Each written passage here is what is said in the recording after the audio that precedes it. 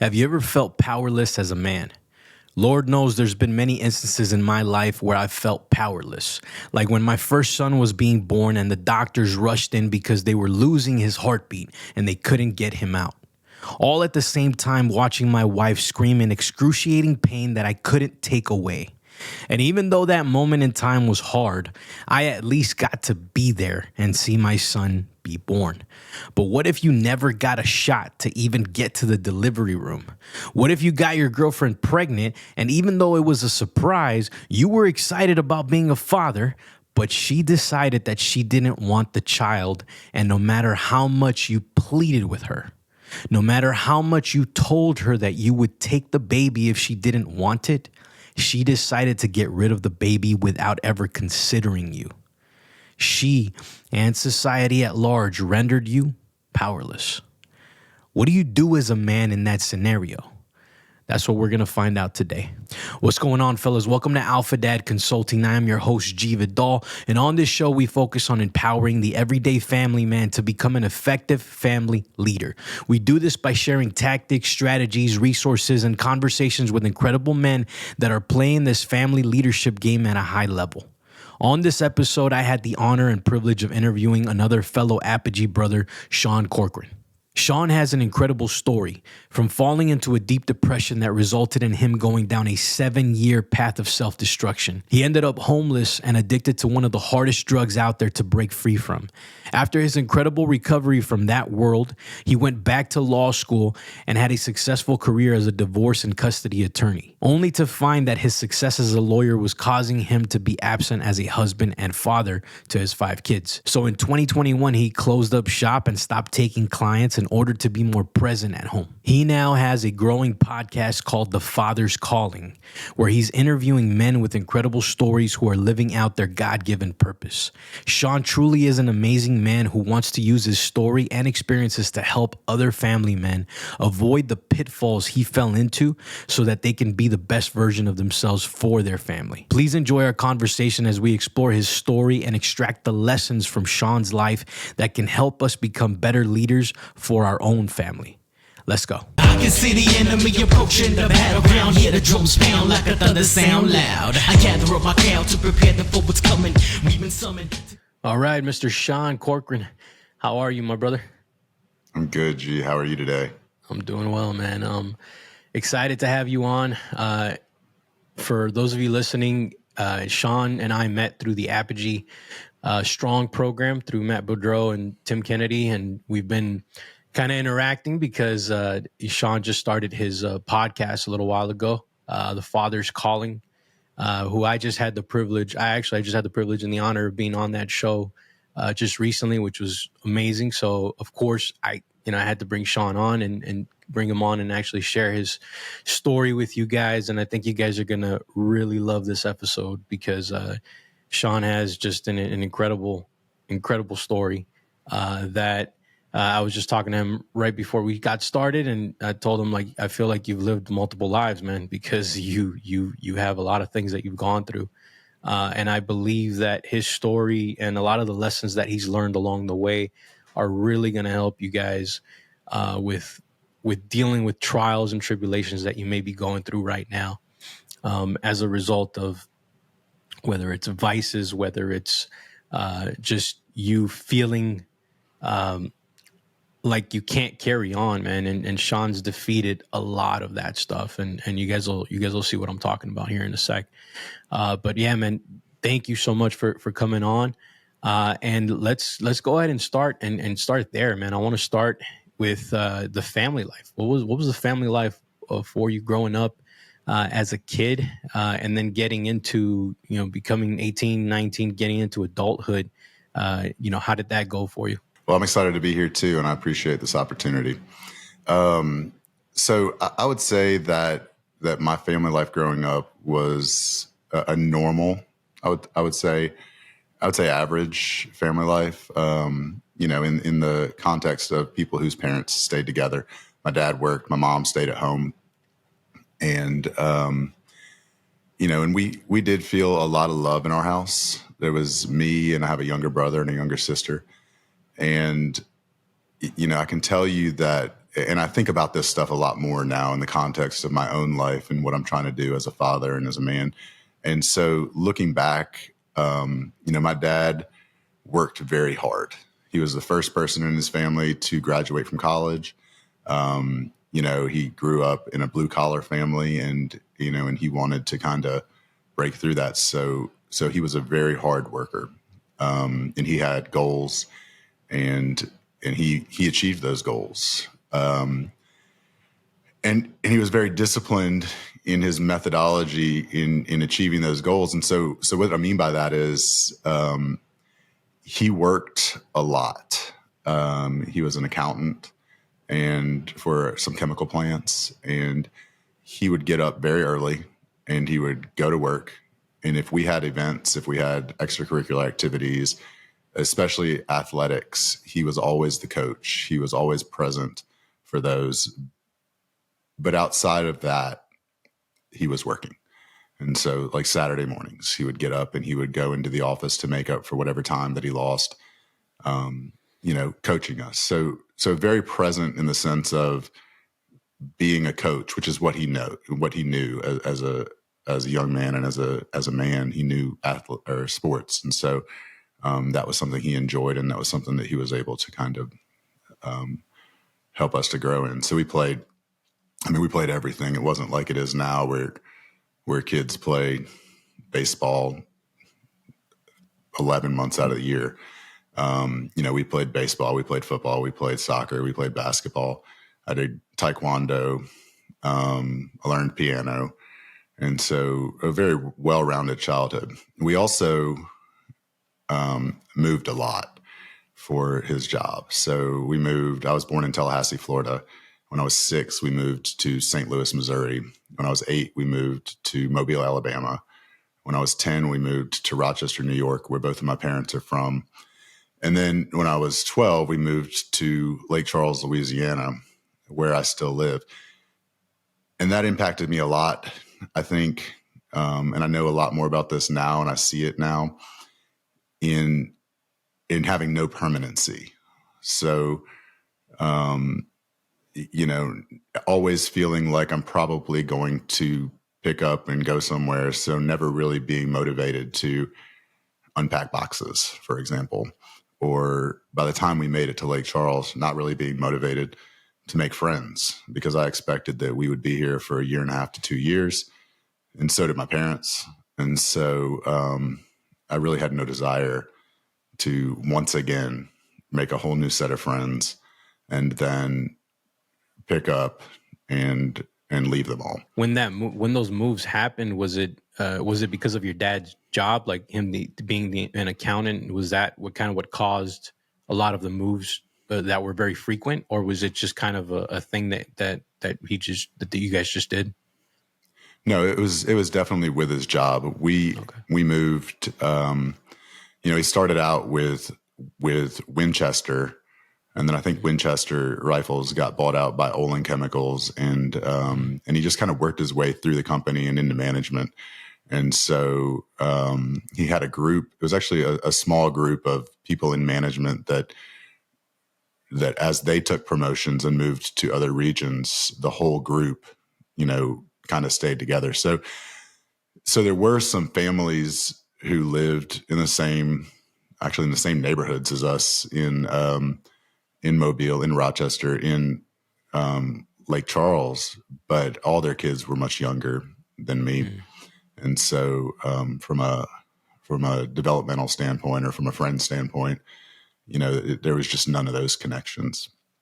So yeah, it was definitely a constant reset. And to the point where I had zero desire to even visit a school in Louisiana by the time I was graduating high school. And I went to Florida State. I went for a year, and I had an amazing 1-year vacation. It did not end well. I had a great time. I was not prepared to be living on my own away. I never really learned how to study. I never really learned how to do anything with school. I was always just kind of good at, as Matt Bodro says, the game of school. And so getting to college where everything was on my own and there wasn't any daily assignments and there wasn't any homework. And so I had to kind of figure out like what to study, when to party, when to do all that stuff. It just kind of went to the wayside because prior to that, I'd always just crammed the night before a test and done well. And that didn't work out for me in college, but I had a great time until my last semester. I met a girl and she got pregnant and real fast. And then she told me that she was going to have an abortion. And I grew up in the Catholic Church and we never really talked about sex. We never really talked about anything at all.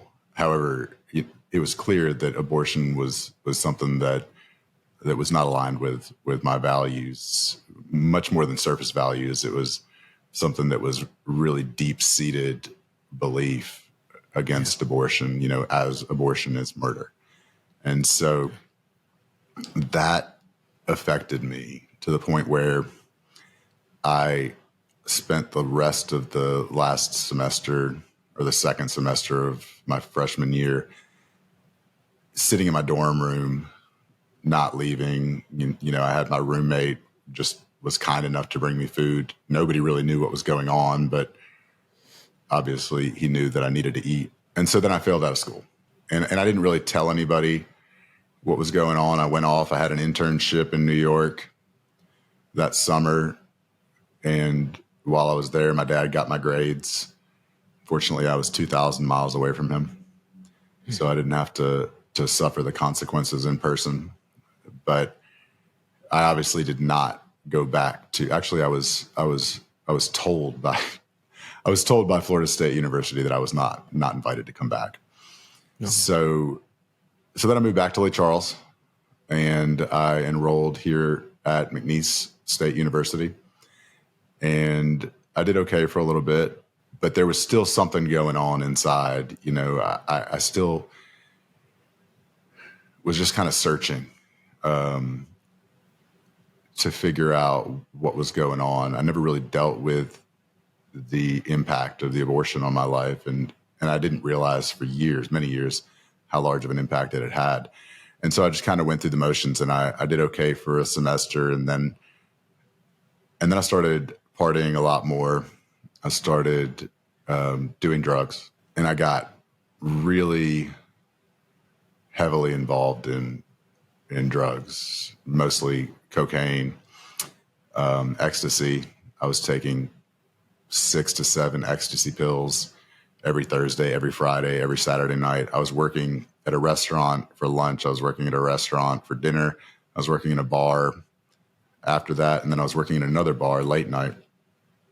And then if there was time, I was going out after that. So I was really just living this party life. And for whatever reason, I think I had found an identity as someone in restaurants. And that's I don't know if you've ever worked in restaurants, but it can become a closed circle of people, not only in the restaurant that you work in, but also when everybody goes out afterwards and hangs out with other people that work in restaurants. And, and it just kind of continues. And then people who work in bars. And so I was the bartender who worked in restaurants who was serving all the servers after they got off and then going out and partying even more. And that really continued. I would say it continued on a pretty steady path. It took a while for it to escalate, even though the way I just described it probably sounds like a huge escalation. I was functioning for quite some time, years. And I was functioning in the lifestyle that I just described. I failed out of college 2 more times and just stopped after that. And that's when it really escalated. That's when I became more heavily involved in meth, and I was really just kind of, that was it. That was all I was doing. I was working to pay for my methamphetamine habit. And because I was on meth, I was awake all the time, so I was working more. Most of the people who I had been partying with over the course of however many years had moved on in their lives, had graduated college, this was also at the same time as the September 11th attack. So several of my friends joined the military. Gotcha. and moved on that way. And so, but I just kept going. And I kept going until it was December 13th of 2005 when I found myself lying in a hotel room dying of a meth overdose. I should backtrack and just be honest about the other things that I was doing at the time. And I was gambling a lot because we have casinos here. And when you're awake by yourself after hours and can't go to sleep because of the drugs and there's nowhere else to go, I found myself in casinos just kind of playing video poker over and over and over slot machines. And that created a whole nother level of dysfunction in my brain, in my life, to where now the money that I was previously making to buy drugs, somehow I had convinced myself that I would be able to buy more drugs and pay my bills, because I obviously wasn't paying my bills. And that doesn't work. The casino is not in the business of losing money. So then I was losing the money that I needed to buy the drugs and the money that I needed to pay my bills. And I had worked my way up into management in restaurants. So at that point, I decided to borrow, and in my mind, that's what I was doing. I was borrowing money from the daily receipts with the expectation of gambling, winning, even though I had never won over the course of however many years, gambling, winning, putting the money back before it was even logged in, and having the money I needed to pay my bills and buy drugs. And obviously that didn't work. I don't know if I was lucky. I don't know if I was blessed. I don't know really how to describe the several instances, because there were several instances of that happening, where I guess it was just a series of good people in my life in those positions that when I went and talked to them about what I had done, were willing to give me another chance. And so I don't know if that's good or bad, because it continued to happen. Mm-hmm. But on December 12th of 2005, that was like the last straw. I was called into the restaurant that morning. Actually, it was that night that I did it for the last time. I was called into the restaurant on the morning of the 13th and told to give them my keys. I'd already been kicked out of my house, so I'm homeless at this time. We had a hurricane in Lake Charles that allowed me to kind of loophole my way into a hotel, because the restaurant was open for the purpose of serving the first responders. And so they wanted the restaurant workers to have a place to stay. So there was just like, I don't know, 24 of the employees of the restaurant staying in, a handful of rooms in this hotel. The people that I'd been staying with had chosen several days before this to remove themselves from the room I was in, probably because of the insanity that I was creating. So it was just me in a room that had no light bulbs, because I had taken all the light bulbs and used them for meth pipes, except for one light bulb over the bathroom sink. And so the restaurant said, you need to go back to the room and you need to wait, because the police are coming and they're going to, want to have a conversation with you about this. And I think I think what a lot of people who, not to sugarcoat it, but a lot of people who commit crimes, once they know that they've been caught, there's no reason to run. You know, once you know that you've been caught, once you've beaten yourself down to the point where there's nothing left, you just kind of accept that. And so that's what I did. I mean, I had no intention of leaving. I wasn't going to be running from the police. Yeah. You know, I knew that I had done something wrong. I knew that I probably should have paid consequences way sooner than this. And so now it was my time to pay the consequences. So I went back to the room, and I had however much of the methamphetamine left. And I just went to work and used it all. I wasn't doing it for the purpose of anything other than I had nothing else to do. You know, there wasn't a goal of, hey, I'm just going to use all this meth and see if I live. I didn't want to die. I just didn't have anything else to do. And that was my coping mechanism.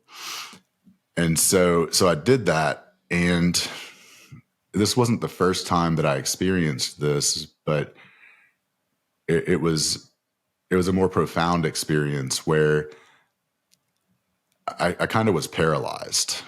You know, I couldn't really move. So I'm lying on the floor of this dirty, I mean, filthy. There was no room service or laundry service or anything at this time because of the hurricanes. So there's a filthy hotel, and I'm just lying on the carpet on the floor in front of the bathroom sink where the single light bulb was, and it became paralyzed, and I'm just like expecting to die. And I was praying. I was praying about that, you know, about how my parents were going to find me. You know, not want. I don't know why I laugh. It's not funny, but not wanting to be found as a disappointment, right? One last disappointment. This is how Sean goes out. He dies of an overdose on a hotel floor. And so I prayed, and then I fell asleep. And I know that sounds weird from people that understand how stimulants work, but I was so overstimulated and also so underslept. Yeah. I guess for lack of a better word. I mean, I hadn't slept in weeks. And so I don't think there's any amount of drugs that could have kept me awake. I just kind of passed out. And when I woke up, it was just an immediate thought. Immediately, I woke up. I mean, immediately when I woke up was this thought that there was a pamphlet for a treatment center that had been in my truck that I was living out of for at least 2 years. And I don't know if I knew for sure that it was in there. I just had this feeling. And I went out to the parking lot, and I went to my truck, and I found this pamphlet that was in there with everything else that I owned. And I called the treatment center, and they told me that they had a bed and that I could go there that day. You know, I'm kind of debating in my head, like, do I just take off? Or, you know, I was told to stay here. And so I called my dad. We hadn't talked in weeks.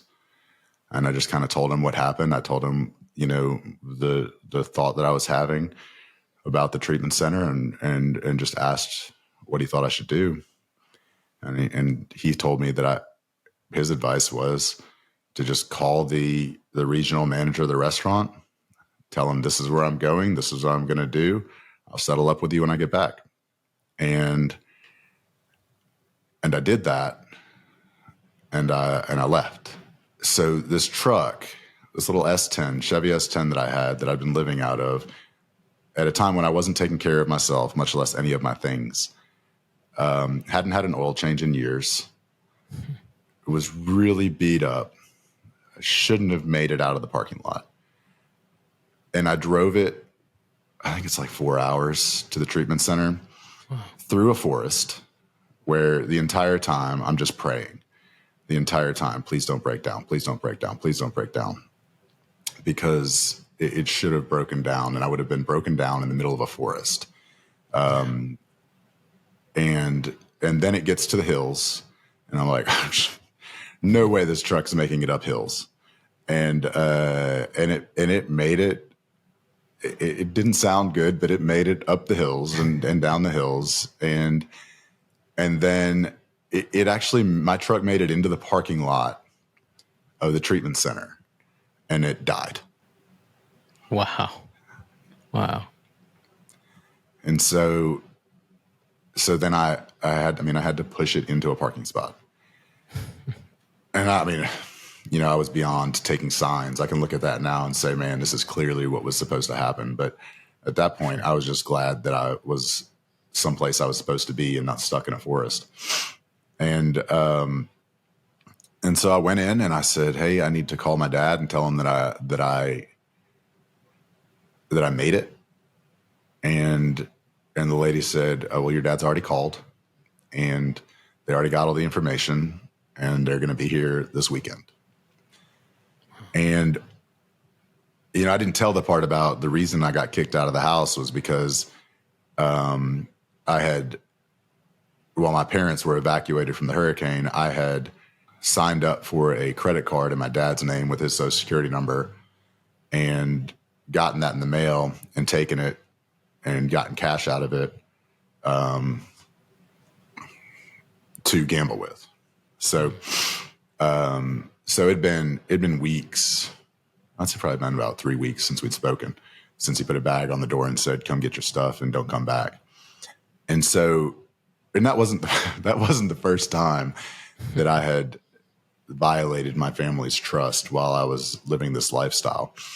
And so with all the things that I had done, to hear that my dad had already called and was already prepared to drive up there on the weekend, that was a really special experience.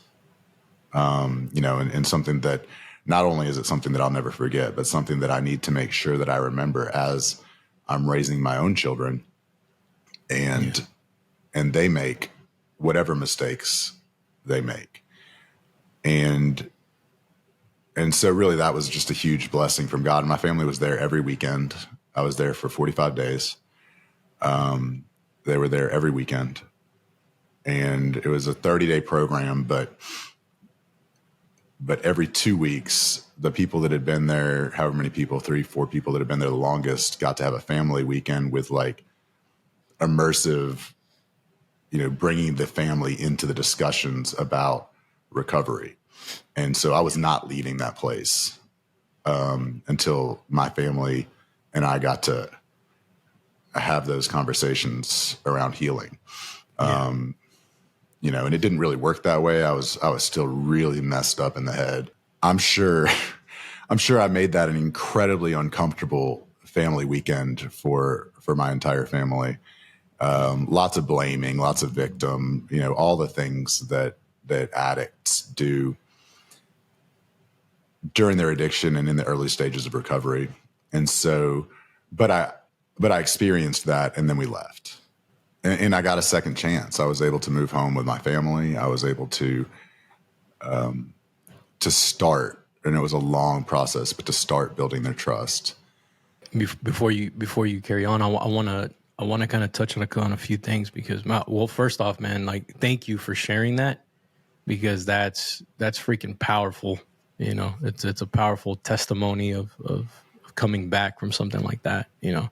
We talk about this in Apogee a lot in terms of, what does it take for a man to be willing to change, right? To be willing to change his behaviors, his to get rid of his vices, to get rid of, to become a different person, right? To become a better man. And, we hear it from our mentors all the time that come on Apogee that there's always this like rock bottom moment that they hit that forces them to have no other choice but to change, or else the alternative is like what you almost faced, which was death, right? Or going to jail or the worst of the worst. And what's crazy about your story, and this is some of the things that I picked up on. What I want to go back to at the beginning when you were talking about Michael, right? Yeah, I didn't think I said that, but that's right. Yeah. Michael, I know you mentioned that to me offline. Yeah.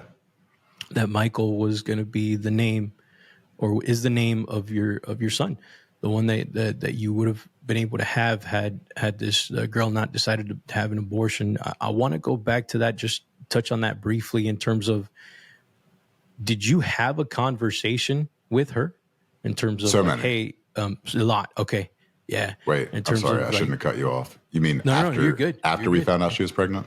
Yeah. After Yeah. you found out, yeah.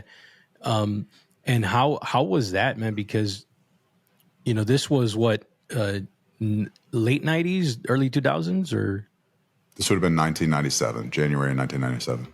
gotcha. Okay, where it wasn't, if I'm remembering correctly, like it wasn't as prevalent to have abortions as freely as it is now, right? Like where the feminist movement and all that stuff that they propagate in terms of like, hey, this is empowering for women to get rid of their children and to not have children and to do this and that, right?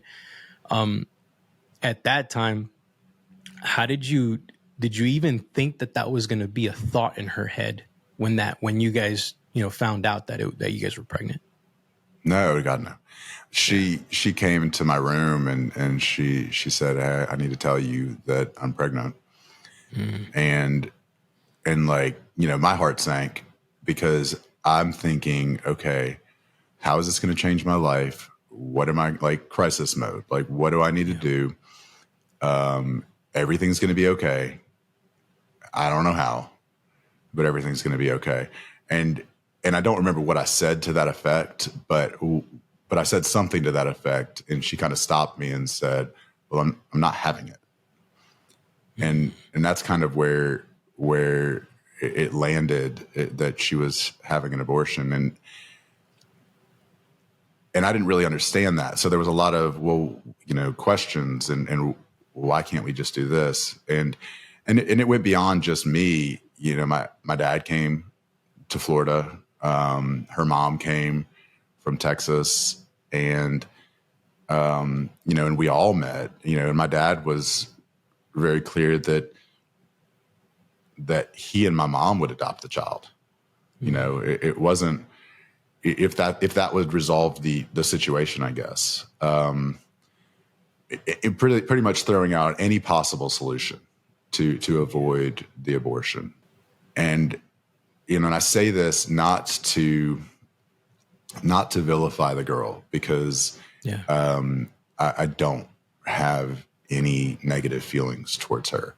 I think that I can't imagine what she has had to deal with. I can't imagine what she dealt with at that time. I have no idea what has happened in her life since then, and honestly, none of that has anything to do with me. And so I say this only from the context of the fact that it happened, is that she let me know that this was not the first time that this had happened with her, and that kind of solidified in my mind that okay, like, there's literally nothing I'm going to be able to do. And so that kind of ended the conversation. Yeah, man, that's tough, bro. In that I feel for that, because I've had friends that have admitted that occurred with them, at an early age, that happened. And it's the same scenario where they had no say, they had no ability to change, and same thing, right? Like they said, hey, have the baby, I'll take care of it. We don't have to be together. You don't have to be involved. Like, I'll watch and I'll raise the kid. Just don't get rid of the baby, Right. Like, and in your case, I mean, you had your parents involved, and your dad was, I mean, from what it sounds like, it seems like he was very present in your life, and both of them were there. Both of them were backing you up and trying to back you up in this hard scenario, right? And yeah, I actually don't know that my mom knew. I don't know that my really? mom knew. Gotcha. Okay. Until she might have found out at family day in treatment because I shut it all out. And treatment is where we determined, hey, this is what you're trying to cover. Like, this is what your void is. This is what you're trying to fill. And that's when I was given the opportunity to name the child and, to work through that. So prior to that, I'm not 100%, but I feel like my memory is correct that my mom didn't know. So my dad also internalized that for however many years. Yeah, man, that's hard, man. And the reason why I go back to that point is because that's what kind of set it all off for you, right? Like, and you were using it as a coping mechanism.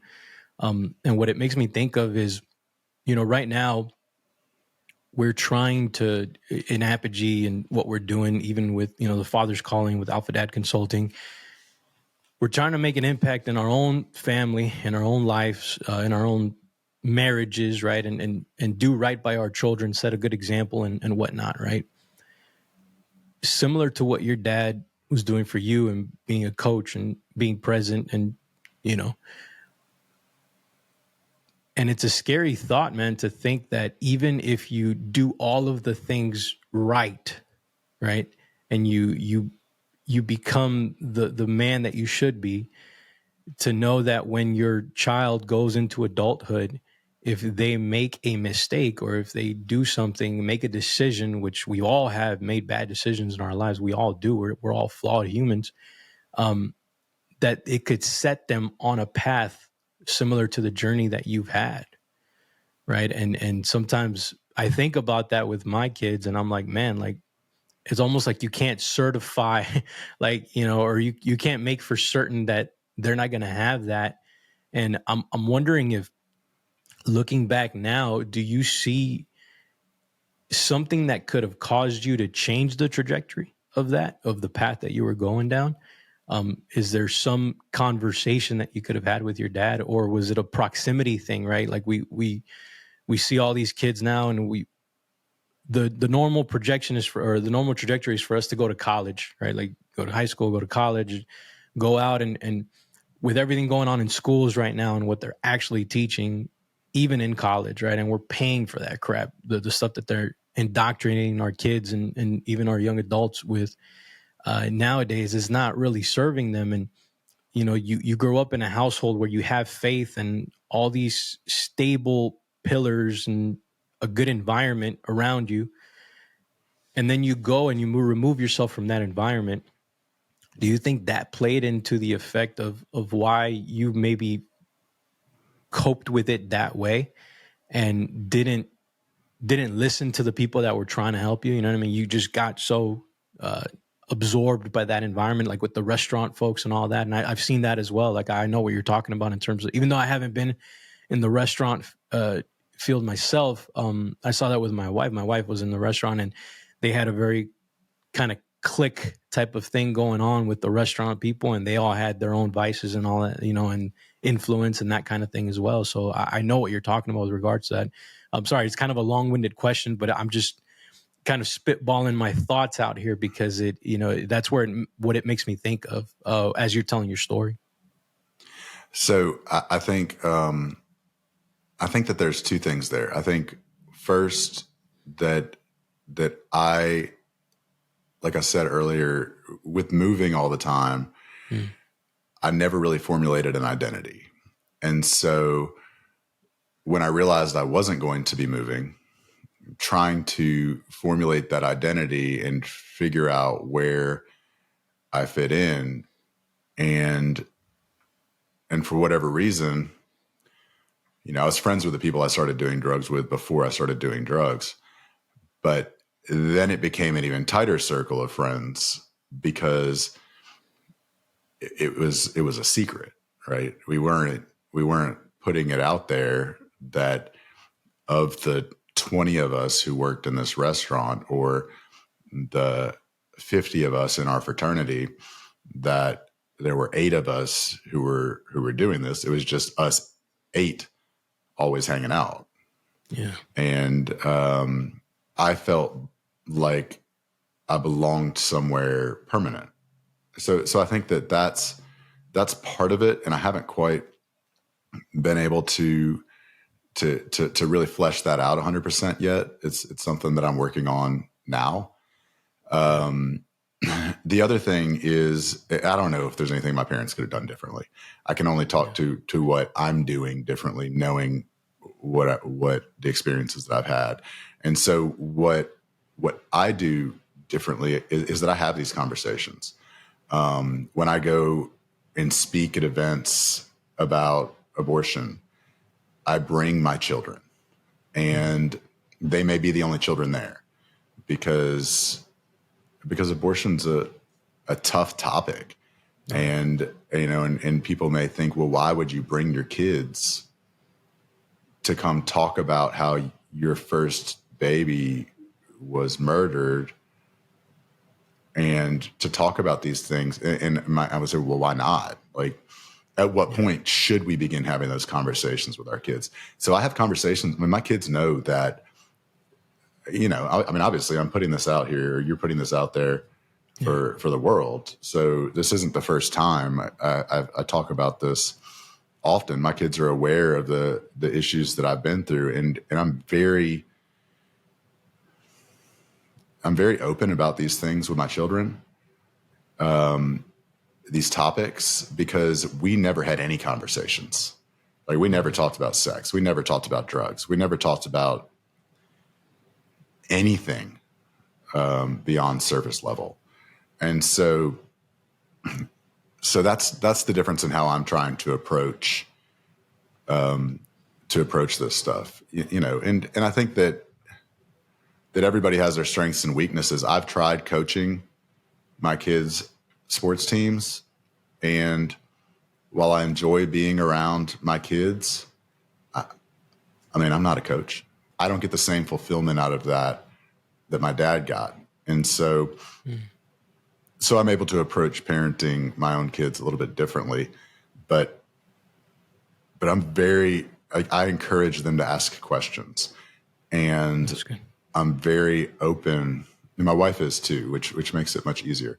Very open and honest with our answers, and then encouraging more questions beyond that, because I don't want them to get to a point where anything is unexpected. And I know that's not possible, but I can only do the best we can do.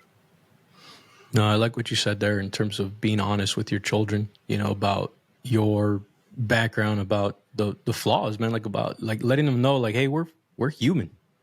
We're flawed too. We've messed up. We've made these mistakes, and that's why we're trying to correct them now. And there's a lot of power in that, I believe, because I came up with that. I came from that same kind of family where those topics were taboo. We wouldn't talk about money. We wouldn't talk about the hard conversations, right? It was always when things blew up or something was going on that you knew something was wrong, but you didn't know what was actually going on, right? And you had to find out from friends, from families, and all that stuff, from other family members, and it doesn't bode well, man. But when you hear it from the horse's mouth and your parents are telling you, hey, this is what's going on, that's a different thing.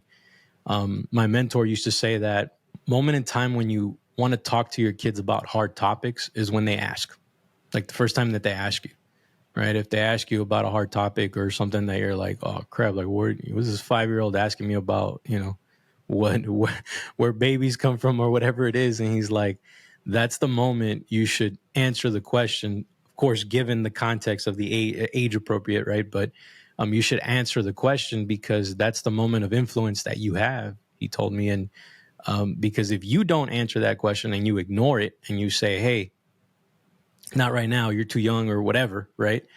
They're going to go ask somebody else, and they're going to go find that answer somewhere else. And the answer that person might give them may set them on a path or put something in their mind that you didn't have influence on, right? And you don't know what that could be. So why give that power to someone else when they're your kids and you have the ability to do it? So I always thought that was a brilliant thing to do. And that's what I try to do with my kids, is that whenever they ask, or at least my oldest one, my 5-year-old, whenever he asks, I try to be as honest and open with him as possible because I know what it's like to be omitted, right? Like from knowing what the truth is and all that. So yeah, I like that, man. I like that a lot. That you're bringing them to those conversations. Sorry, you're gonna say something. Go.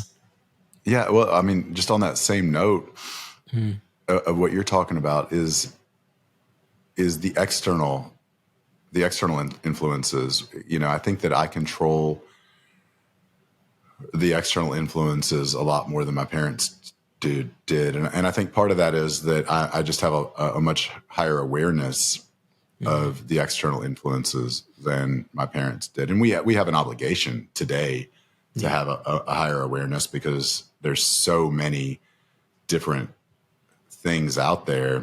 And, you know, I mean, when I was 8, there was 3 channels on TV. Yeah. I'm sure it's more than that, but that's all I remember. We didn't really watch a lot of television, but I do remember being however old I was, and Revenge of the Nerds came out, and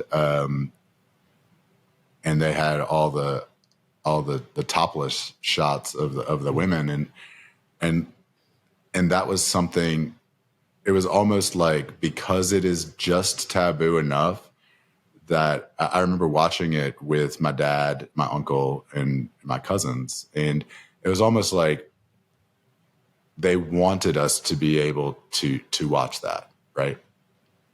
Just because it was kind of funny to see how little boys would react to that. You know, and I'm not blaming my life on Revenge of the Nerds. But, you know, I look at it a little bit different.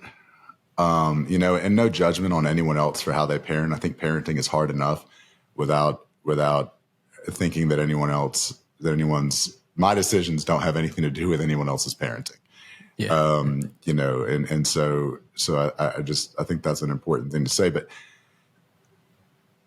when Disney began a couple of years ago to make different decisions and different values than my family holds, you know, we canceled Disney and just made a decision that until there's a course recorrection, we're not going to Disney. And, and, you know, and from my own standpoint, even without the kids, shows like, Yellowstone. I mean, I love Yellowstone, but it got to a point where the entire show was about murder and sex. And it just started nagging on me that that's not what my life is about. And so that may or may not be the first show that I kind of made a conscious decision that, you know, this isn't really what I want to spend my time on anymore. And since then it's become much easier. You know, I can be 30 minutes into a movie that I'm really enjoying, and all of a sudden they put something out there that I wasn't expecting that goes against our family values, and just kind of shut it down because that's not aligned with my family values. And I think that doing that in front of the kids and then explaining this is why we're not watching that show anymore. It at least has, even if they don't completely understand it yet, it lets them know that their values are more important than any external source. Yeah. And so as they're formulating their values and I'm influencing their values, they're realizing that their values are more important and our values are more important than whatever the world may be saying is the right thing at this moment. So hopefully that also helps them to be more confident when situations arise in making the decision that is aligned with who they are as a person. Yeah, no, I think that's necessary right now, man. With the culture that we have, that we're living in right now, or the nuclear family is essentially getting attacked from all angles, right? And and you're right. As vigilant, we need to be vigilant in that way, more so than probably our parents had to be, because the culture wasn't as bad. We didn't have the access that we do now to all the things, right? Just from your phone, like you can access all sorts of all sorts of good things that can help you and all sorts of really, really bad things that can throw you off course.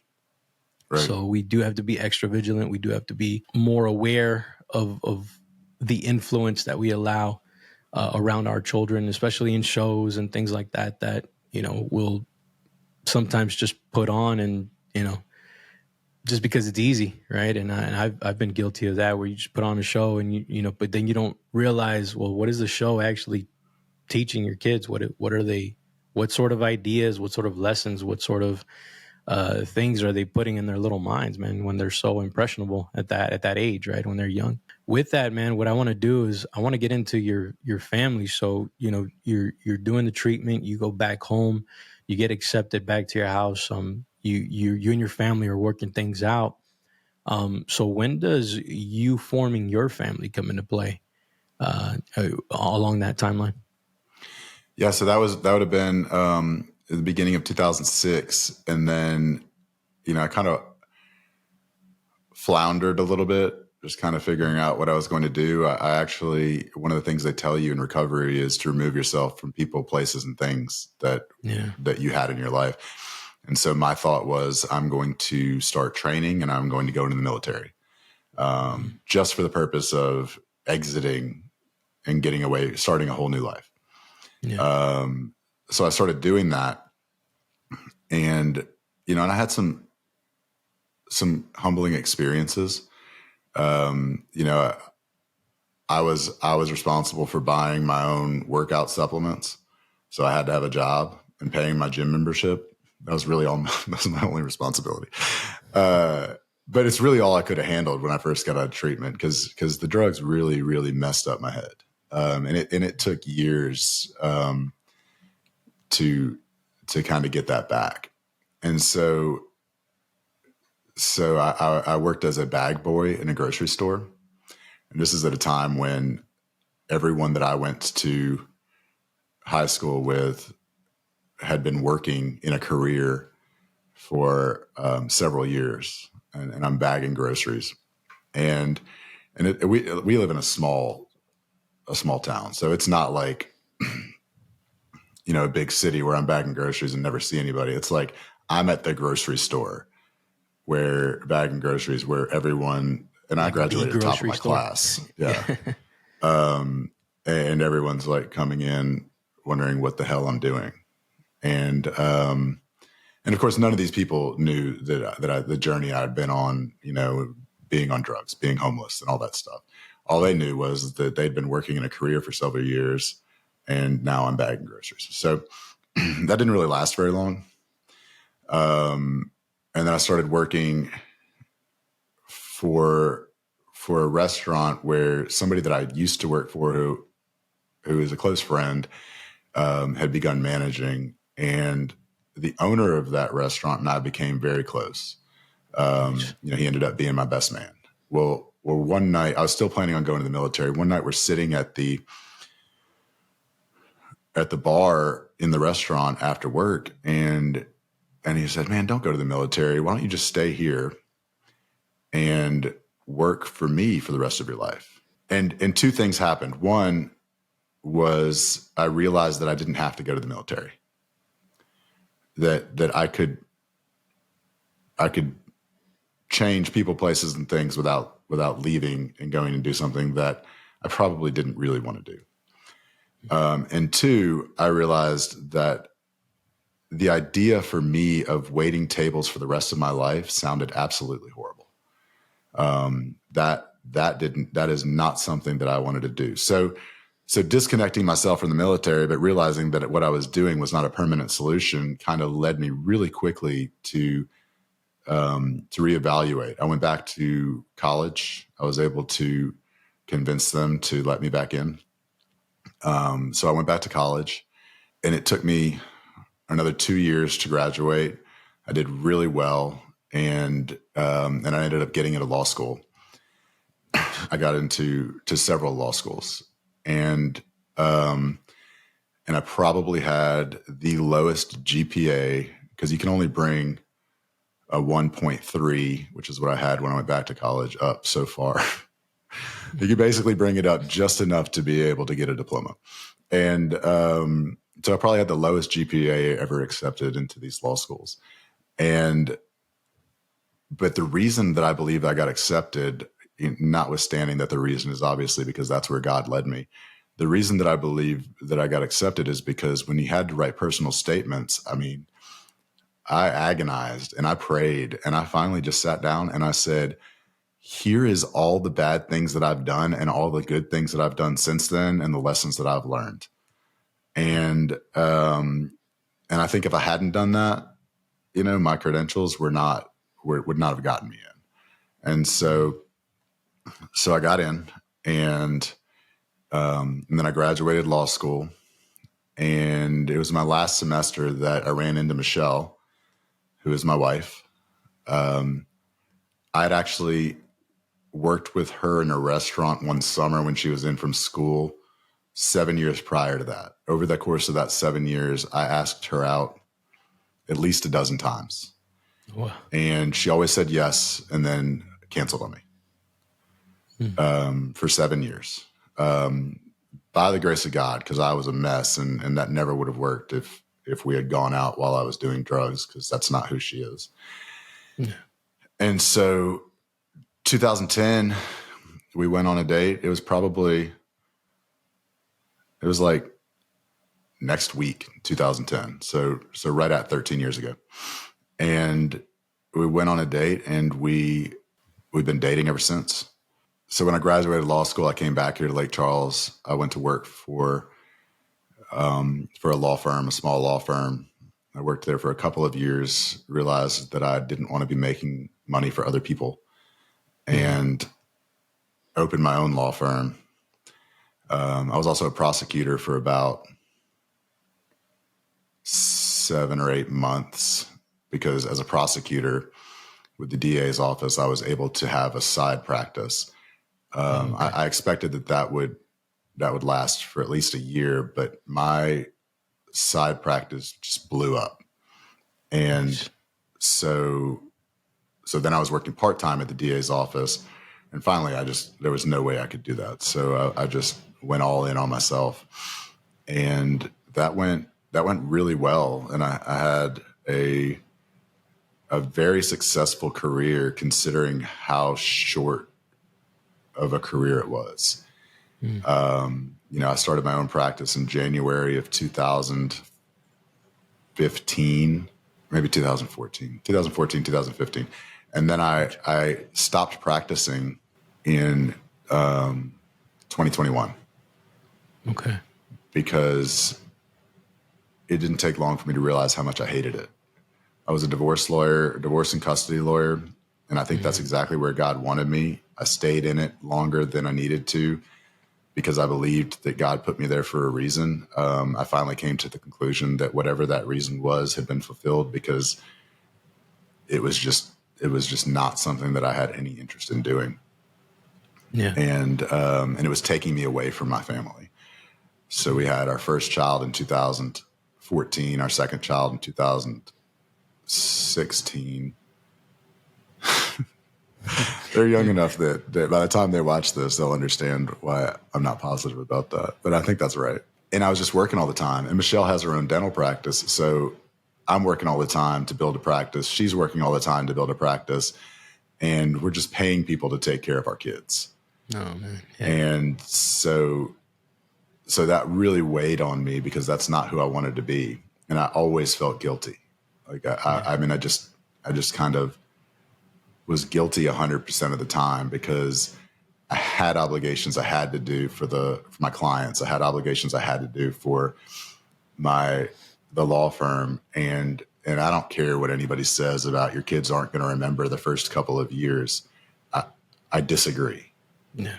I think that, Nick Freitas posted something the other day, and he said, your 18-year-old may not remember what you did when they were 2, but your 3-year-old does, and your 5-year-old remembers when they were 3, and your 8-year-old remembers when they were 5, and just kind of pulling it out like that. And I believe that we influence our children from very, very early. And I think to ignore that is just to lie to yourself. And so I wanted to be home, and we just decided, actually in 2018, we decided, we were on a church retreat, a family church retreat, and we had just adopted our third child, or he had just been born. We hadn't adopted him yet. He'd just been born, so he was with us. And we just both felt like we heard God saying, hey, you're going to be okay. Like, Sean needs to stop practicing and help take care of the family. And Michelle can grow her practice, which she's extremely passionate about. And your family is going to be just fine. And so we both heard that. We made that decision. That was November of 2018. I came back and had 5 or 6 of the best months at work that I'd ever had. And so, and that's how everything gets in your way is all of a sudden I'm making more money than I've ever made, and forgetting about all the stress and the prayers and the message from God. And so it didn't happen. But like everything else, when you start listening to that other voice, it doesn't last long because it's not real. So long story short, just in August of 2021, I stopped taking clients, and it's taken until last month to finish up the work that I had to do or shift the clients that I had remaining to other attorneys, which was incredibly hard because I felt obligated to help those people. Of course. But my obligation to my family and to myself, I think, is much greater. And they all understood. Like, I probably should have had those conversations months and months before. Yeah. But I had those conversations. And so now I have 0 clients, and I'm helping Michelle to grow her dental practice. We've also adopted 2 more kids. So now we have 5 kids, 8 and under. We have an 8-year-old, a 7-year-old, 2 5-year-olds, and a 4-year-old. Nice. And, and I'm working really hard to be as present as I can at all times, and to not get distracted by work. Not just be present, to not say, hey, we're going to adopt these kids because we can provide them with a good life. But whenever they're around, we're going to ignore them because we're so focused on work. Yeah. But to be, really present, to the point where this summer I experimented thinking that I might homeschool this year.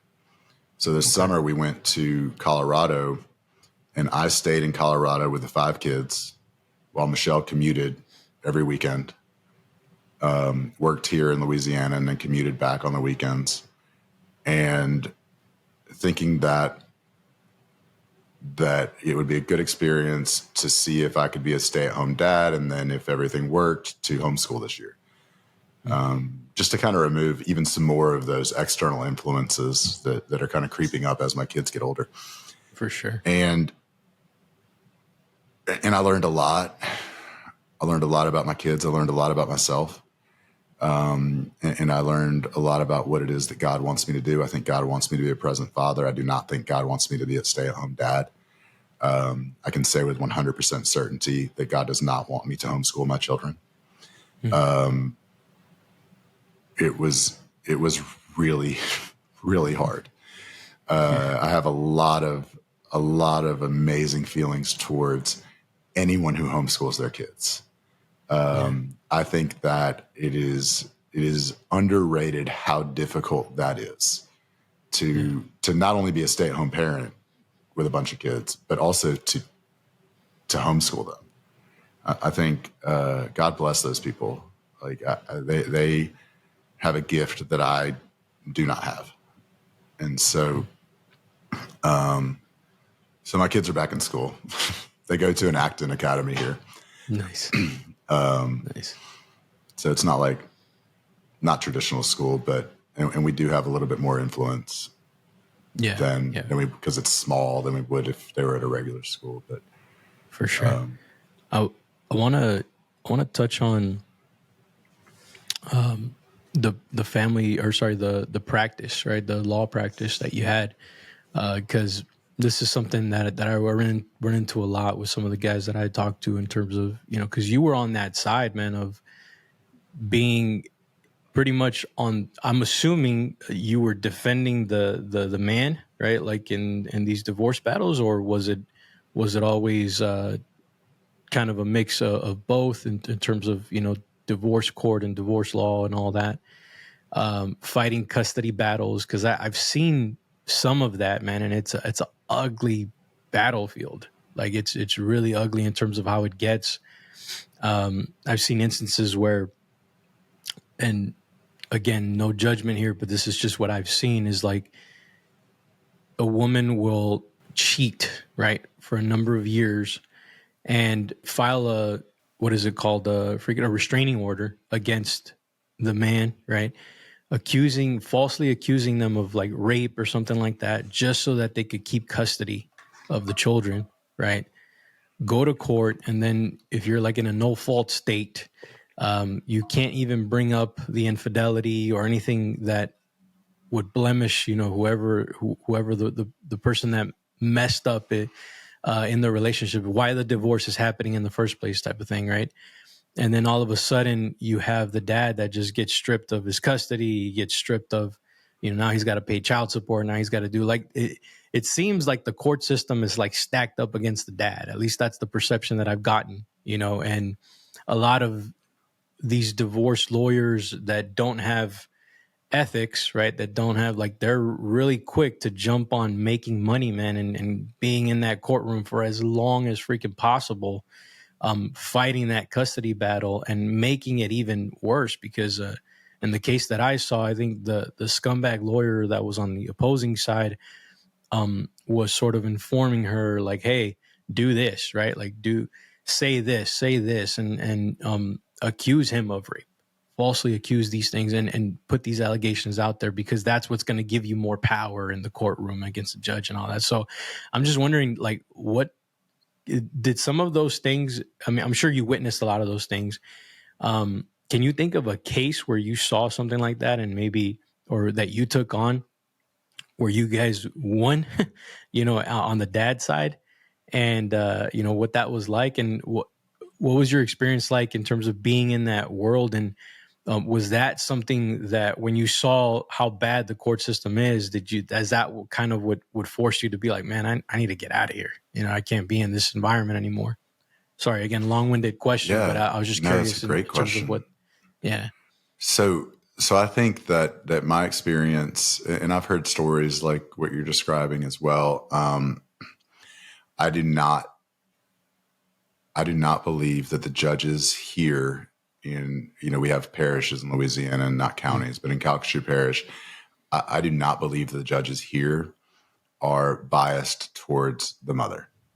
Okay. And so, but I do think that, and maybe that's because they're all dads, honestly. Mm-hmm. Like the judges, the hearing officers, I mean, they're all dads. Like, yeah. So they're biased towards good people. And for the most part, I think that our judges would like there to be shared custody in any situation that it's possible. But what I did find that you brought up is attorneys, and this is something that really kind of steered me away from it. Attorneys who create situations, prey on the vulnerability of clients at their weakest moment to create situations to make money, sending inflammatory letters that don't matter. And this is what happens. I created, my value around, I'm not responding to an inflammatory letter just because it's inflammatory if it doesn't have anything to do with the case. Mm-hmm. And but the clients, receive a letter or hear that I've received a letter that says all these negative things about them, even though none of it's true. Yeah. And it doesn't have anything to do with the case, and it's not going to impact the case at all. And they want to say something back. Yeah. And so if you have an attorney on both sides who is willing to take that, you're talking easy $50,000 Yeah. and each. And people don't have $50,000 to spend on a divorce when at the end of the day, you're driving hate as an attorney. You're driving hate, and not all attorneys, but I saw that, and that's something that impacted me, and something that I made a decision. I'm not going to do that, and I'm not going to participate in it. And certainly as that became a point where it was more difficult to get away from, I think that helped me to make the decision to walk away. As far as I can tell you, the case that had the most impact on me, and I believe that all the right decisions were made. I represented the mom, and in this case, I believe that there were some things going on with dad that he really needed to work on, beyond just surface level issues, like some deeper psychological things that were creating problems for everyone. And so we went through trial, and, but the entire time we were in trial, I just had nagging in the back of my head, what if I'm wrong? Because as an attorney, we take the information that our client gives us. Yeah. We seek information to support that. We move forward with that, the assumption that our client's telling us the truth. And you have to. Like Of course. if you don't believe your client's telling the truth, you need to not represent them. And so, but I just had this feeling that if I'm wrong, this man will never have the relationship with his child that he otherwise would have had. And like I said, it was a very complex case. I have no concerns about whether or not I was right or wrong, but having that feeling and having that thought impacted how I thought about all of my cases. Yeah. Because that's always the situation. And other attorneys that I'm friends with would say, well, it's my job to represent this person. It's the other attorney's job to represent the other person. I mean, the other person's attorney's job to represent the other person. The issue that I have with that is, what that means is, if you have a dishonest client who has a better attorney, then that might create the situation that you're describing with your friend. Like, you have a better attorney, better meaning whatever it means, more vicious. Like, people like to use the term bulldog, and I mean, I had to tell several people would come in and they'd say, well, this is who my attorney is, and I need somebody more aggressive. And I just say, look, if you want somebody more aggressive than that person, you're in the wrong office. Like, I am not approaching a divorce and custody case the way that person does. So I'm not the right attorney for you, because I just want peace. I want the kids to be happy, and I want them to be around whichever parents they should be around, and to not destroy relationships. But there's plenty of lawyers out there who are in this for the money, and it's easy money. It's easy money because people are scared. They don't know what to do. They feel like their world's falling apart. They really need help. They'll trust anyone because they don't trust the person that they've put all their trust in for their entire marriage. So now they need somebody to trust, and you're at that right point at that right time. And with the wrong intentions, it's easy to prey on that vulnerability and create situations to bill.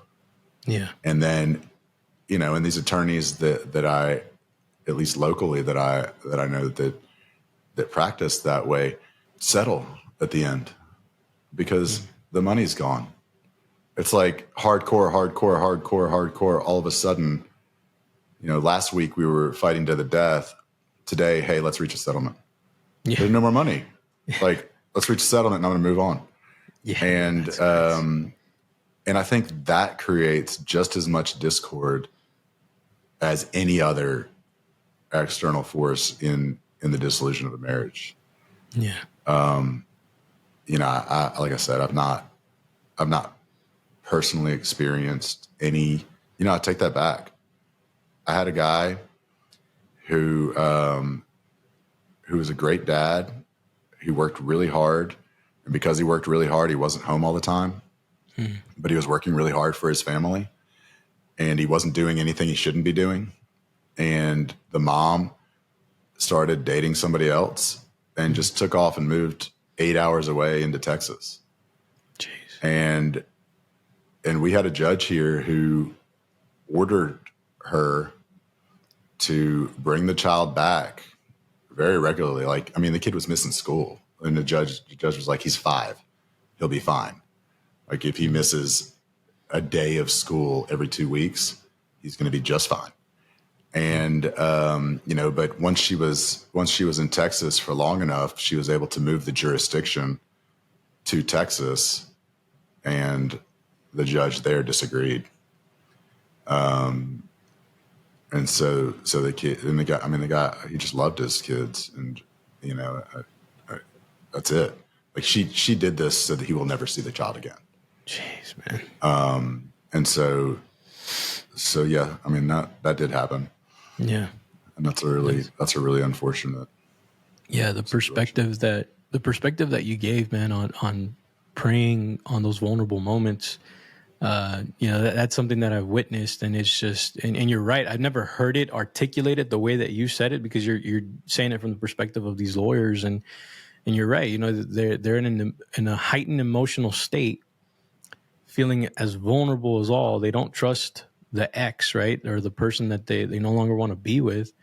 And yeah, like, and in comes these sly lawyers that say all the right things, that know all the laws and everything that they can use to take advantage of. And it's an ugly thing, man. And it shows you the importance of, one, picking the right partner, picking the right woman, right, and making sure that you guys have all your values and your morals and your beliefs, like everything, despite maybe your personalities and all that, of course, that those are always different. But as long as you align in those values and you guys understand, like, hey, we're committed, we're in this for the long haul, and we're going to make this marriage work, right? But when you pick the wrong one, man, or you allow, I'd say you allow as kind of a family leader, the influence to come in, and maybe not only are you protected of your influence that comes in on your kids, but also the influence that your wife may have, because granted, as much as we go to a job and spend 8-10 hours a day at a job away from our wife, and in most cases, most men, they go to an office or they go to a place to work away from their family. You got to keep in mind that your wife, in most cases, is doing the same thing, right? And she's being influenced as well. She's being influenced by other external factors as well. And you guys both need to be strong in that regard. And if you guys aren't aligned and all that, that's, I think, where a lot of these things happen, right? Where the divorce, the separation, when you're not working at your marriage and you're not pouring, like, I love how you said that you're still dating your wife. Like, that's beautiful, man. It's beautifully stated, because that's what we need to do. Matt Beaudreau always talks about, the continual pursuit of your wife. And in a lot of marriages, that doesn't happen, and it causes this division. It causes for either the guy or the gal to look somewhere else for those needs, right? And then that's where infidelity starts. That's where those things happen, and those affairs. And man, and it's really sad to see, bro, that the kids and what they go through with those separations, right? And having, like, that example you just gave of traveling between Texas and over there in Louisiana, and getting full custody, even though it was the woman that decided to go and be with someone else and move 8 hours away. Like, all right, cool. That's your decision. That's your prerogative. Go and do, but you can't have your cake and eat it too. Like, yeah, but they'll take advantage, man. Some people will take advantage of that. And it's just, it's so sad, man. the people that I feel the most for are the kids that are involved, because there's so much trauma that occurs, especially at a young age like that. When that happens, that it's really sad. My son, actually, we were on a walk last week, and he starts he brought it up. Like he asked me about, you know, where he see, because he's starting to pick up and see, like, hey, certain kids don't have a dad, certain kids don't have a mom, certain kids don't have parents and all that. And so he's starting to get curious and asking questions, and I was explaining kind of those things to him, and you know, and you could see the light bulbs hitting his head, and he was just like, wow, like that actually happens. Because he's so used to seeing me, and I work from home, right? So he sees me all the time. He sees my wife stay at home. Like, we're here, we're present all the time with them. Like, so they need something, that we're here, you know. Yeah. So he's so used to having that seeing, that's his norm, that he has access to dad, he has access to mom continually. And when he notices other kids that don't have that, he starts kind of questioning and figuring that out. And you know, I pretty much told him, I was like, yeah, bud, like this is why mom and I, like, we're a team, and why we work hard to stay a team, right? And to love each other, and to continue raising you guys in the best way possible, and all these things. And he was just, it was clicking for him, you know. So it's interesting to see how that happens, man. And if had, you know, I mean, you know our story, and had we not decided to do and to come back from what we came back from, that wouldn't be the case, man. Like we'd Right. be suffering separation and suffering those things for our kids. And it's just it's crazy, man. It's I wanted to touch on that because I love your perspective on it, and I wanted to get your perspective from being in that world and all that. Next is I wanted to talk a little bit about the adoption side, right? Because you've had that experience as well. And what sort of prompted you and Michelle to kind of dive into wanting to adopt kids, and sort of jump into that world as well? Yeah. So when we first got married, I had it in my head that I wanted to have 10 kids. She did not. And a little discussion about this, but I believe at some point we actually had a compromise at 6. Okay. So there was a plan going into getting married that that we were agreeing to have 6 kids. Now, this is in spite of the fact that we didn't get married. I mean, I was 35 when we got married. So, and we're running 2 businesses. So the idea that we're going to just knock out 6 kids is really unrealistic. But that's the plan. So we had our first child in 2014, end of 2014. And our second, our daughter, Zizi, was born in the beginning of 2016. So 14 months apart. So Michelle had C-sections for both. And this is actually a funny story. So when we decided to start having a family, we were very technical about it. Like, we had ovulation tests. We had, like, we knew where the position of the moon with the stars and the tides, and how that was affecting whether or not she was going to get pregnant. Yeah. And in spite of all that, it took 8 months. So all that stuff was wrong. When John Francis, our first son, was, I don't know, maybe 5 months old, we said, okay, it took us 8 months to get pregnant the first time. So obviously it's going to take us 8 months to get pregnant again. And if we start now, then they'll be right at 2 years apart. And so she got pregnant that day. But she didn't know that we had a trip coming up in June. And she'd been breastfeeding, so she hadn't had a drink in, the entire time she was pregnant, the entire time she was breastfeeding. And the plan was to breastfeed until he was 6 months old. Okay. And he was going to be 6 months old in June, or maybe it was July. And then to stop. So so her plan was to stop breastfeeding for this trip or on this trip. And that was going to be the first time she'd had a drink. So we're going to Florida to the beach for a week. And we're just arguing the whole way there. It was, and not even just nonsense arguments. Like she's arguing with me about things that just don't make any sense. And finally, instead of like fighting back, I just said, man, this is so weird. I'll bet you're pregnant. And I could see that it kind of shook her a little. And so being the amazing loving husband I am, I just harped on it for the rest of jokingly, because what are the chances? So I just harped on it jokingly for the rest of the drive. And then we get to the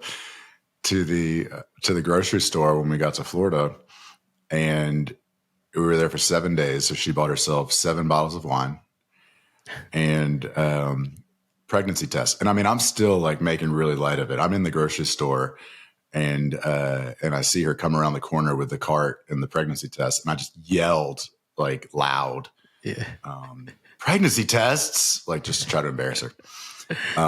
We get to the hotel and she pours a glass of wine, and then she said, well, I guess I should just go take this.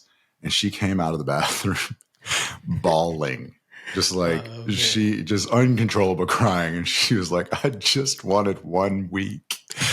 And, and that's how we found out that she was pregnant. It was right at 6 months. So our kids are 14 months apart. So she was pregnant or breastfeeding for a solid 2.5 years. And it really affected her emotionally, hormonally and emotionally. And she kind of kept that in. I didn't know that until our daughter was like 18 months old. And we finally had a conversation about it, because she has her own dental practice. So she only took like 3 weeks off, and then she was back chairside with patients. Yeah. And it didn't help that she had an OB who went back to delivering babies when her child was 2 days old, and was very proud of that. So then Michelle felt like she had to be able to do that because there's this other person that she knows that can do it. But it really affected her. And we finally got to that point where we had that conversation, and, I was like, well, what if we just adopted? And that just relieved all the tension. Because she was feeling stressed because she knew I wanted a big family, but she didn't ever want to be pregnant again. And I think just kind of having that conversation was very helpful. So we had that conversation, and I talked to a buddy of mine who has adopted a couple of kids, and I said, hey, so we've decided we want to adopt. What do we need to do? And he said, well, here are the things that you need to do. And he's an attorney as well. We started the process. I think we scheduled our appointment with the social worker. That's it. That's how far we got. Mm-hmm. We're driving back from Houston one day, and my buddy, the attorney, calls me and he said, hey, this baby was just born. The OB called me to see if I knew anybody who was looking to adopt a baby. Do you guys want it? And we were like, yeah. So completely unprepared. Yeah. And knew nothing about him. We actually misheard, and we spent the rest of the trip from Houston to Lake Charles picking out girls' names. Had a beautiful girl's name picked out. We got to the hospital. It wasn't until we got to the hospital and realized that our beautiful new daughter had a penis, that it was a boy. And so that's when we first brought Henry into our life. And it was just a situation where, it's actually, I'm glad you brought this up, because this is, a full circle situation. Mm-hmm. This is a mom who didn't know who the dad was on drugs, knew that she was not going to raise this child, but also chose not to have an abortion. Like, chose to go 9 months, as unstable as her life was, as unable as she was to take care of this child, knowing that she was going to be giving this child up for someone else, and made that choice to give Henry his life and to give us, this beautiful baby. And so, I think it really is kind of a crazy, just full circle experience from, when I was 19. And so we picked Henry up like that day. I think he had to stay in the hospital, so they were watching him to see if he had anything in his system that they needed to worry about. But he ended up being perfectly fine. And so like we spent the next couple of days like at Target buying all the stuff we needed for a baby and building bunk beds and moving beds around. And we weren't ready for this at all. Yeah. And so that kind of drug out the process because we hadn't finished any of the social worker stuff. But after a year, we were able to adopt Henry. And then in 2020, we had some hurricanes here. And after that, shortly after the hurricanes, Michelle said, "Hey, look, my cousin or my aunt has got emergency custody of her 2 great-grandchildren. And they are 1 and 2. And I told her that we would adopt them." So she like, made the decision. So she said, yeah. And I was like, all right, great. Now the great grandparents weren't in that position. They had lost. So the reason it was the great grandparents is because the grandparents had actually Michelle's cousins had actually died of. I think he died of cancer. And then his ex-wife had also died of cancer. And so it's Michelle's cousins' kids.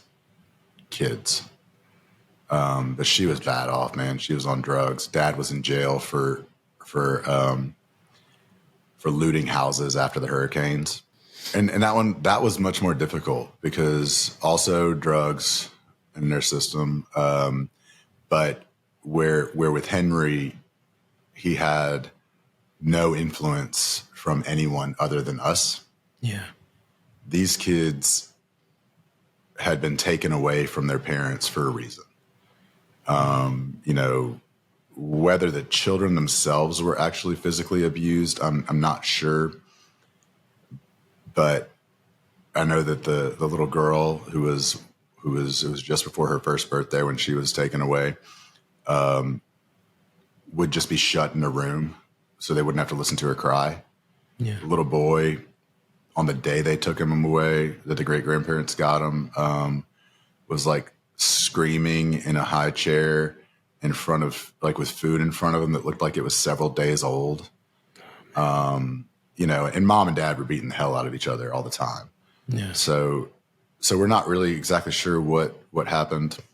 But whatever happened, and that goes back to what I was saying earlier about, people say your kids aren't going to remember what happened when they're 1 and 2. And I mean, I can prove to you that that's wrong because these kids have trauma from that time.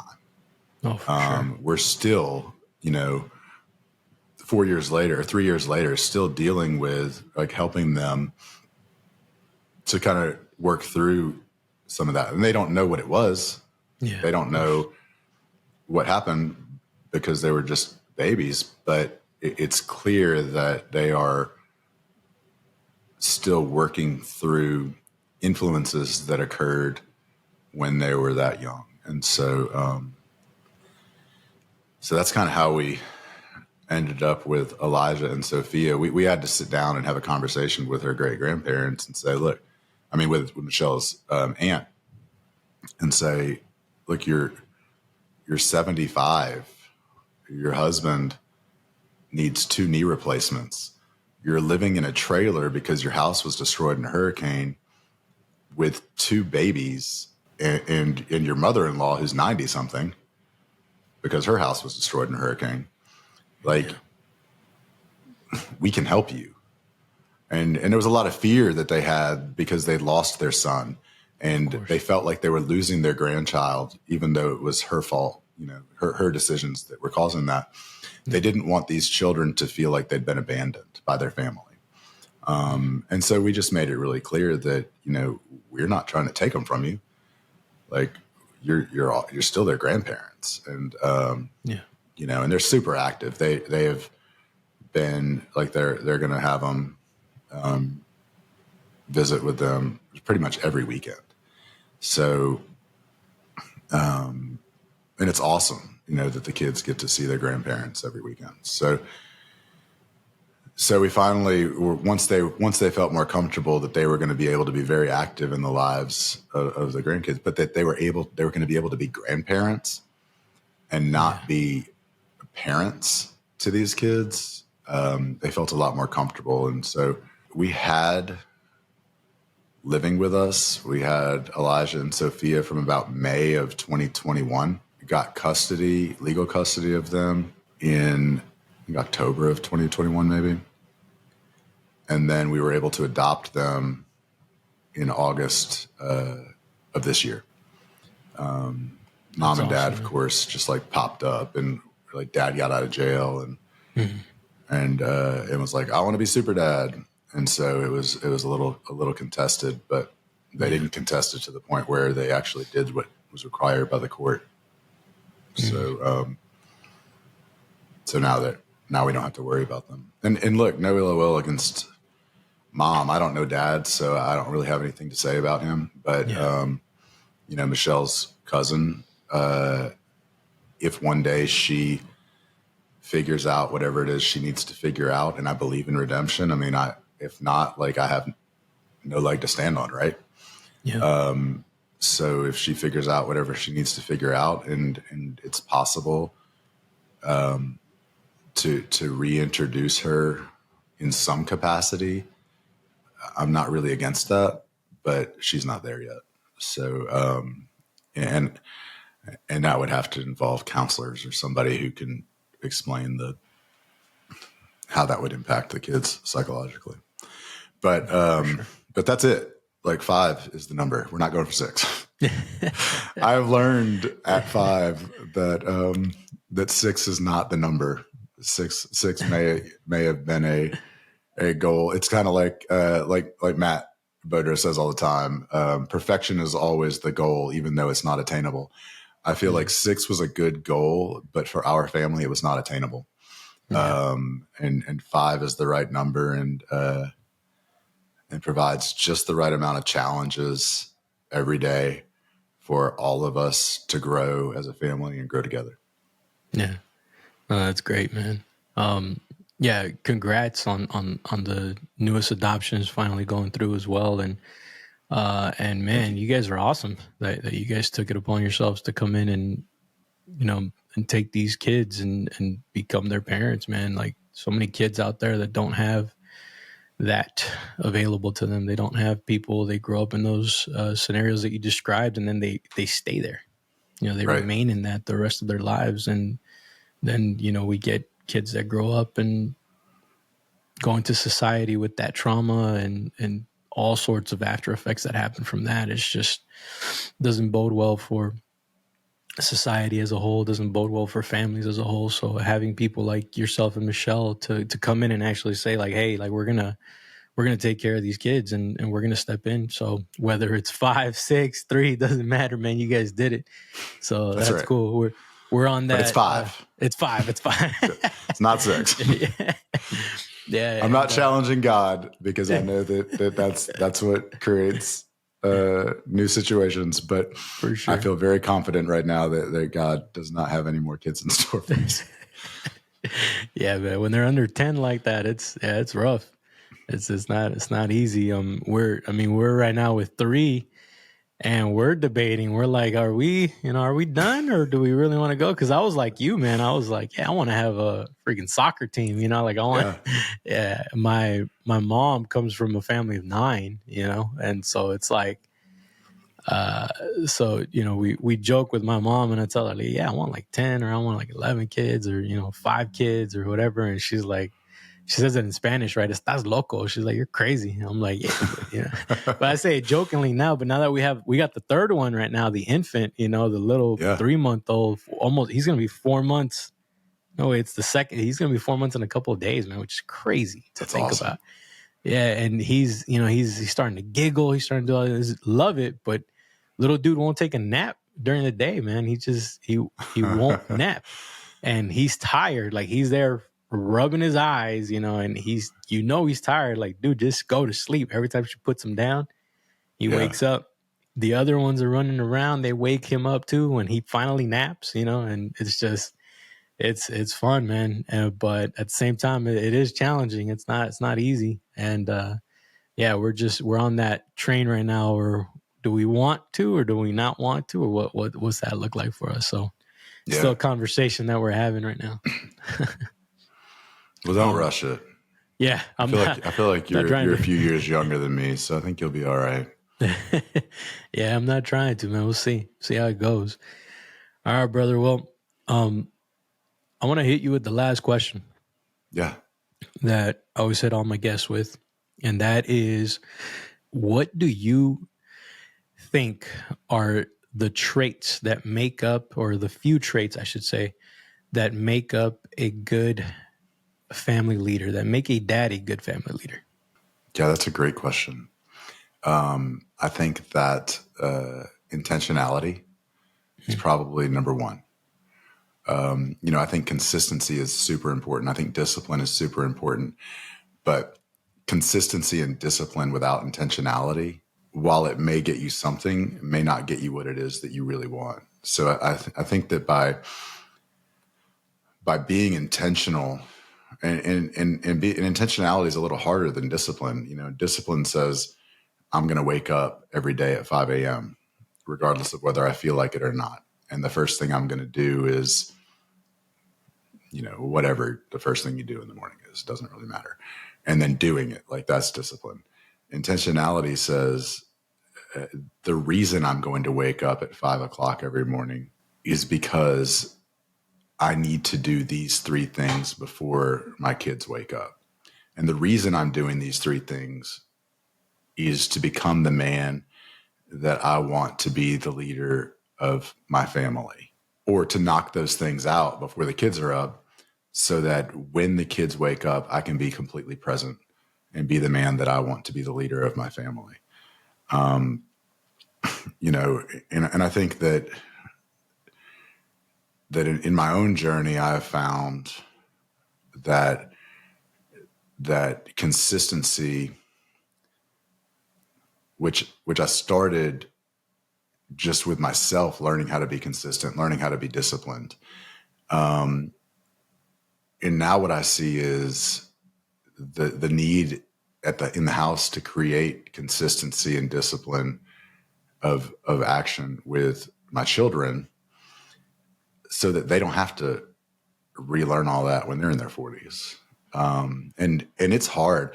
Look, man, it's hard to run a morning with 5 little kids running around, if there's no consistency, if there's not a plan. And so it can create a lot of stress. And on the mornings when things are inconsistent, it leads to stressful situations all around. And that stress, comes from the kids, goes to the kids, comes from the parents, goes to the parents, whatever. But, I want to avoid those stressful situations. And the easiest way to avoid that is through doing the same thing and just being really consistent, or at least being consistent about what our goals are. And I really think intentionality around all of that is the most important thing. I think that if you, was it Alice in Wonderland where the Cheshire Cat said, if you don't know where you're going, then it doesn't matter which path you take. And I think that's really important. Like, what is it that we're trying to accomplish? Why are we trying to accomplish it? And then what do we need to be disciplined about and consistent about doing in order to accomplish that? Yeah, I like that, man. Intentionality for sure, because it starts there, right? Like you figuring out your why, figuring out the reasons as to why you're being disciplined, as to why you're doing this, and showing up the way they need you to. It's such an important factor. And of course, consistency, we talk about that in Apogee all the time, putting the reps in, right? Like a lot of the times it is about that, but if you don't have that intentionality behind it, then what's the point, right? What's the reason? So love that answer, man. Appreciate you. Yeah. All right, brother. Well, thank you. I really appreciate you, man. And so tell us how we can support you. Where can we find you? Where can our listeners and our watchers on YouTube be able to go support you and support what you got going on right now? Because I'm excited for what this next phase of your life is going to look like right now, which is because you got a lot of good things going on. Yeah, I appreciate that. So currently I'm working on a podcast and a blog called The Father's Calling. It is my own journey on trying to become a better man, better leader for my family, better father, and a better husband, and kind of sharing that with everyone else as I go along it. The website is thefatherscalling.com.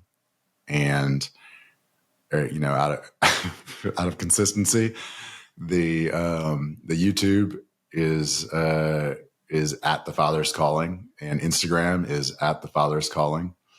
And, and I'm just kind of trying to grow that. And as I learn on my own how to become better at what it is that is really important to me, to just share that with anyone who is interested. And there's more projects in the works as far as that's concerned. I've started writing a book on fatherhood, and I'll put that out there right now to kind of hold me accountable to completing it. But and there's a couple other things that go along with that'll be coming in the next 3 to 6 months. That sounds awesome, man. We're definitely gonna hold you to the book. I want to see that come to fruition, and then we're gonna bring you back on the show, man, so that way you can talk about the book, talk about the principles in the book, and then be able to promote it as well, man, so that we get it in people's hands. Absolutely. Well, brother. I appreciate that. Yeah, absolutely, man. All right, Sean. Well, I appreciate your time, brother. And we will catch up soon, man. We'll be seeing each other right now here in a week shortly. Getting to meet in person. Yeah. It's going to be awesome. Yeah. All right, G. I appreciate it, man. All right, brother. Thank you for checking out this episode. I hope you enjoyed my conversation with Sean. If this helped you in any way, all I ask is that you pass it along and share it with another family man. All right, my fellow Alpha Dad, I'll catch you on the next one. 1, 2, 3 actions I didn't meet. 4, 5, 6 fear and silence begin to mix. 7, 8, 9 the thought of being emotionless started taking over my mind.